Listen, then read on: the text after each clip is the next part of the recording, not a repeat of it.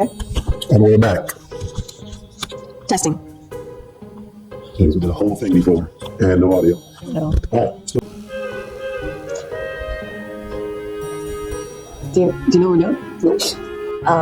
For the purposes of keeping it PG, we're gonna call it milk and cookies. And if you just need to leave. Yeah, you gotta leave. Yeah. You gotta leave. You can't sit here. And Huey is a great driver. He is a great driver. I feel very comfortable in the car with him. He navigates the road so well that sometimes, I'm choosing my words wisely because, wait, hold on, we're not gonna do personal examples, right? Okay, we're not gonna do personal examples, let's start over again. Wisely, and a couple close calls, you might not say anything, you might just, but if it's something that I get a little concerned, like I really enjoy this life that we're building together, and I notice sometimes sitting in the passenger seat that you may be in a rush a lot, like maybe we can leave, 5-10 minutes early when we need to get somewhere, so maybe you could just, you don't have to feel rushed to get to your destination. How would you perceive that if I ever were to say anything to you?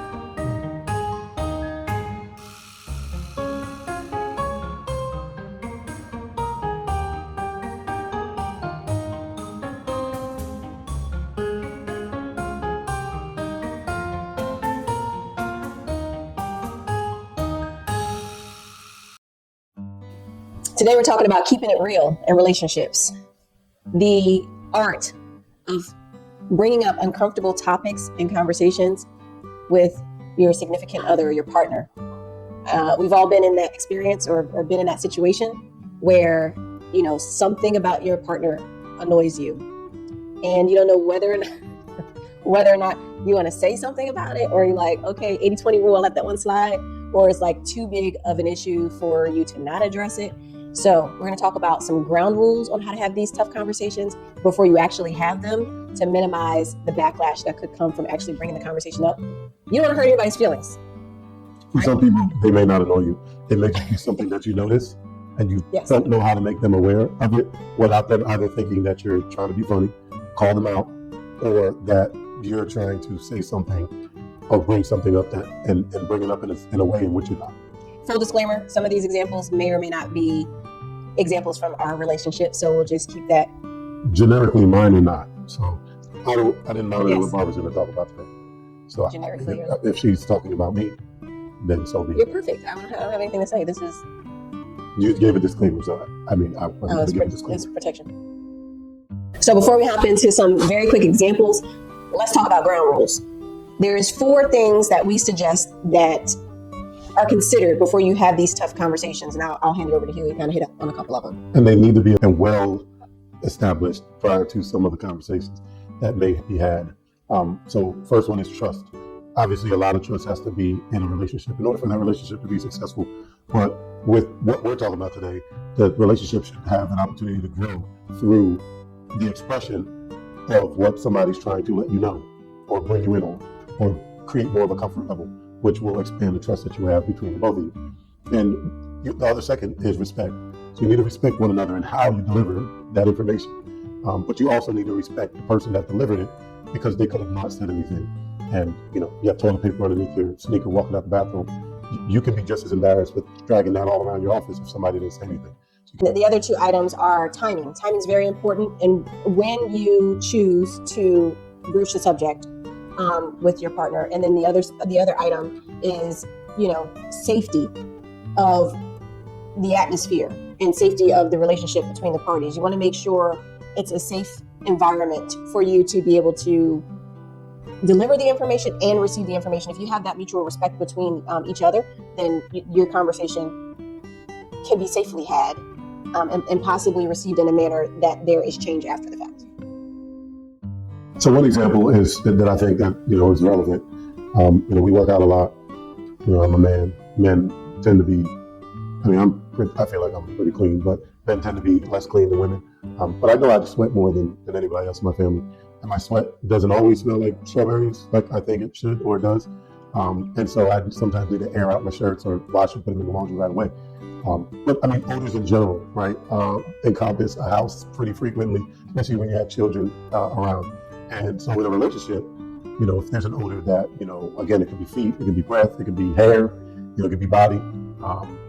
If you witness or uncover an odor from a female that you feel doesn't fit the way they look, it's very difficult to try to figure out how to explain that or say that without it being received incorrectly. And so I would say that most men probably would just not even say anything, but just grin and bear it and have no problems and continue to kind of live their life. So I don't know the best way, and I guess I would ask Barbara, what is the best way a woman should receive an odor, then I can maybe see the best way that a man will receive that. Yeah, I think it's a little bit more sensitive for a woman than it may be for a man, like you said. And I mean, I don't know that there is an easy way to, approach the conversation. I think, honesty is like, if you lead a person into something or be the example, like a simple example is we brush our teeth at night before we get into bed. Like if you have a partner that doesn't necessarily do the same thing, you having that practice of, getting a shower or brushing your teeth, having like a nighttime hygiene routine, that will maybe encourage the other partner because they don't want to be like the one bringing down, am I saying that right? Yeah. I think that's the steps to take in order to avoid saying something. Yeah. But what would be a good way for a woman to receive that? Because like you said, it is more sensitive than a man. Yeah. You just take a little care when you tell them that you care so much, you don't want somebody else to say something. Like it's better coming from your family than you go out in the world and, somebody out there that is a friend or somebody that you come across is catching a whiff of that versus you just taking care of it. Yeah, I think for a man to receive that, I think, lighthearted, jokey type stuff, right? Like if it's, I worked out and like, man, you worked out extra hard today, huh? You might need to use an extra, little extra soap. Or get a new rag or whatever. Wash up twice a day. Good Lord, or whatever. I think in a joking manner, but that's more for like, sweat, body odor type stuff, right? But yeah. I think it comes across the same for anything for me.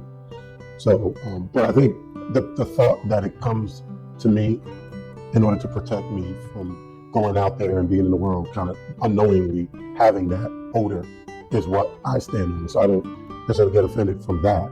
Yeah. I'm fine. Like I know sweat doesn't smell good. Like you know what I mean? Like it's just pretty straightforward. So we just take the action and the steps to mitigate that issue. Yeah. But before you maybe bring something up, if you have ground rules, you're like, hey, I really don't want to talk to you about some things, but I just want to make sure like you understand it's coming from a place of love. I'm not sure if it's going to, make you feel offended by anything that I'm going to say. It's not offensive. And, I'm not trying to be offensive. It's coming from a place of love. That explanation prior to you starting does help your partner understand that you're just not trying to be rude or mean and what they're trying to tell you. Okay. Next example, let's talk about milk and cookies. We're gonna call it milk and cookies because might have some kids running around here. Let's talk about if we don't really like, as a female, how the milk and cookies were being made, let's say. And there was something, an ingredient or a method or a tactic that didn't really jive with what you really like. You like, you like it soft or you like it a little bit more firm. I know how my husband likes his brownies, like he don't like the super fudgy ones. So personally, if it was milk and cookies that I didn't really like, and I need to come to him about that, because you don't want to keep having milk and cookies that you don't like. I mean, we in this thing for long term. Like it's gotta, you gotta talk about it. I think you gotta be careful because for a man, that could really hurt the ego. So how would you like to receive information if I were giving it to you about not really liking the milk and cookies? Because that's a big part of the relationship. Yeah, it should be, I think, to a man. That is, again, we got to go back to the trust and respect. But straight, no chaser. It needs to be direct. It needs to be clear. But, not everybody's built equally either. So, some people may not be able to receive that way, but I would think that would be a good way to communicate. Clear, decisive, but women typically will do that in a softer manner. and still be clear and decisive and straight to the point of what and where and how those cookies should be baked and for how long. And sometimes the cookies bake quicker than they need to, but the cookies are soft as long as they're soft. I mean, again, some people like them more, but all of that needs to be communicated. And I think from both sides, right? There's, men, not only just say men, I would say people in general, sometimes they don't get enough cookies. And so that can also create some issues. And being the king of the jungle, the king of the jungle sometimes needs to understand and know that he still can handle. And it doesn't mean that he got to hunt outside of his own kingdom at all. But if cookies are being delivered to the kingdom, there's a place in which that king of the jungle wants to communicate to his queen. King of the jungle needs some more cookies, man. Like how did that supposed to happen? Yeah, I mean that is a very good segue, because anybody that knows Huey knows he loves cookies. Specifically with insomnia cookies. Chocolate chip. Those are peanut butter. He would go out of his way to get some insomnia cookies. But anyways, is anybody lost? Okay. Nobody's lost. Everybody understands what's going on here.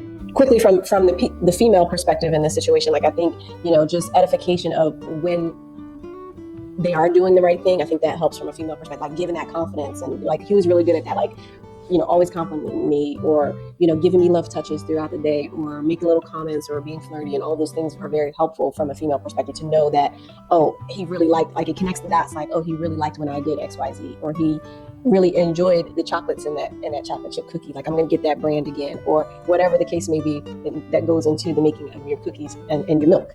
So I would just keep that into perspective. Okay, so to wrap up, there's a few things we want you to keep in mind if you have to approach these tough conversations, keeping it real in your relationship. One, you want to proceed with care, that you're coming from a loving place, never be rude, make sure it's a safe environment. Then you want to be specific. You want to make sure you address the specific instance or matter. They may want you to provide an example that helps. And then you want to maybe offer a solution. Going with problems to someone all the time is not necessarily received very well. I think about it from a work perspective, you go to work and you always are complaining about something and you never have anything to offer to fix it. That's counterproductive. So always offer a solution.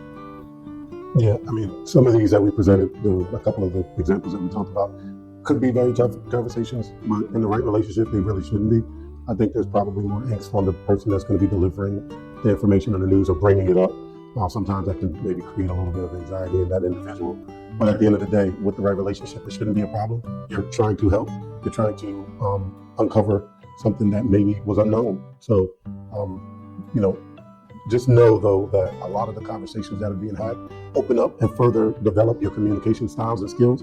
We all communicate differently. So understanding how your partner and your spouse or whatever relationship it is, how the other party communicates also will help you deliver in the proper manner. Yeah. So until next time, we appreciate you guys joining, watching. We ask that you subscribe, like, share, all of that good stuff. And until next time, start strong, grow bold, be fruitful. Bye, guys.